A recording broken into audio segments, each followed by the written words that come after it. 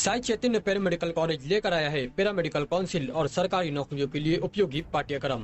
EMLT, radiology technician, health sanitary inspector में admission जारी है। हमारा पता याद रखें, Sai Chaitanya paramedical college, Ruby City Scan के ऊपर। थोड़ा वो छोड़ना इमरान भाई, थोड़ा ऐसा हो जाओ। इमरान भाई बड़ा करो ना। ठीक है, बाकी सब खामोश रहेंगे। आवाज बंद कर दो जरा सा। हाँ सर प्लीज। पिछले कुछ दिनों से मालेगांव के हालात लाइन ऑर्डर को लेकर के इंतहाई खतरनाक होते जा रहे हैं। माजी में भी बार बार फायरिंग होती रही, लेकिन फायरिंग करने वाले जो असल आरोपी हैं डिपार्टमेंट ने उनको अरेस्ट नहीं किया। पीछे इसराइल इस्सू के ऊपर हमला हुआ था, उस हमले के अंदर जो है 4 लोगों को जमा किया गया, जिसमें 2 असल आरोपी फायरिंग करने वाले थे, उनकी जगह जो है बोगस लोगों को डाला गया। ये डिपार्टमेंट की मिली भगत से हो रहा है। अगर पुलिस डिपार्टमेंट इस तरह की छूट न देती और इस तरह की जो सूरत हाल मालेगांव में बनती जा रही है कि हर 2-4 महीने के ऊपर फायरिंग होती है और फायरिंग करने वाला गिरफ्तार नहीं होता, लाइन ऑर्डर के जिम्मेदारान क्या सो रहे हैं कि ये जंगल राज है।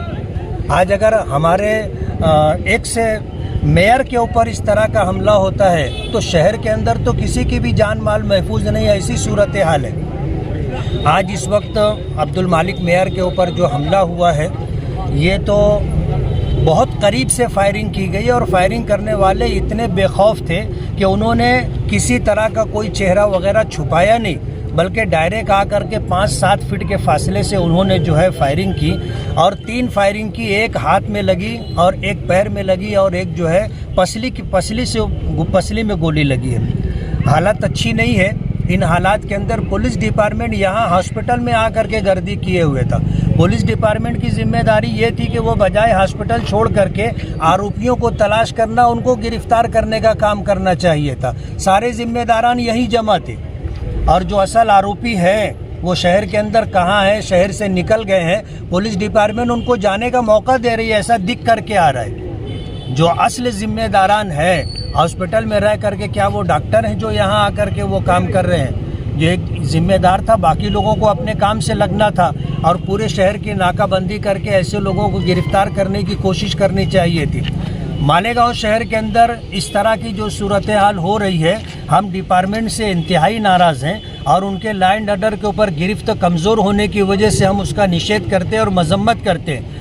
इस तरह की सूरत हाल ऐसा हो गया जैसे मालेगांव में जंगल राज है, किसी की जान, किसी का माल, इज्जत व आबरू महफूज नहीं है। इस तरह की सूरत हाल बनती जा रही है और जो लोग गुनहगार हैं, बेखौफ हैं, उनको किसी तरह का डर और खौफ नहीं है।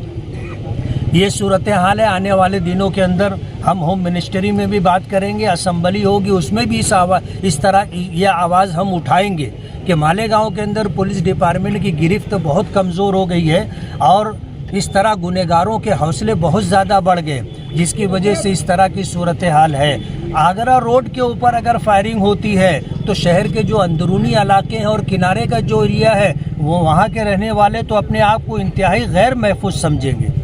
इसलिए मालेगांव की तरफ से हम इस मामले की जो है डिपार्टमेंट की मजम्मत और निषेध करते हैं और असल आरोपी अगर गिरफ्तार नहीं होते हैं सुबह तक, तो उस सिलसिले के अंदर क्या करना है हम शहर के जिम्मेदारों से मशवरा करने के बाद अगला प्रोग्राम तय करेंगे। क्या ये सियासी रंजिश है? ये सियासी रंजिश है या फिर अभी तो सूरत हाल क्या है कि यानी इंक्वायरी के बाद ही समझ में आएगी, लेकिन पिछले चंद दिनों से जिस तरह की आपस में जो है टॉकिंग हो रही थी, एक दूसरे से बातचीत हो रही थी, एक दूसरे के खिलाफ बोला जा रहा था, तो उससे ये साफ जाहिर होता है कि ये पॉलिटिकल और सियासी मसला है और इसी मामले में उसको टारगेट किया गया। अभी कहाँ ले गए? नासिक लेकर के गए हैं। 3 गोली लगी है, एक पसली में लगी है और एक जो है पैर में है। पैर 3 जगह से हड्डी फ्रैक्चर हो गई है और गोली जो है जोड़ के पास आकर के अटकी हुई है। एक गोली अंदर पसली के अंदर जा कर के अटकी हुई है और एक जो है यहाँ हाथ में लगने के बाद वो पास हो गई। डॉक्टरों से कुछ बातचीत तो आपकी हुई? डॉक्टरों से तो नहीं बात हुई, लेकिन जो लोग CT स्कैन कर रहे थे उन्होंने पूरी सूरत हाल बताई है। मामला गंभीर है। ये अब्दुल मालिक जैसा जानदार आदमी था, तो वो मजबूत आदमी था, तो वो जो है हसास बसास बातचीत कर रहा है हम तो ये चाहेंगे कि अल्लाह ताला उसको ज़िंदगी दे, हयाती दे, सेहत और तंदुरुस्ती दे। लेकिन ये कि अगर मालिक जैसे जानदार शख्स के पैर में गोली लगी है और 3 जगह से हड्डी फ्रैक्चर हो गई है, तो और कोई होता तो पता नहीं उसकी क्या हालत होती।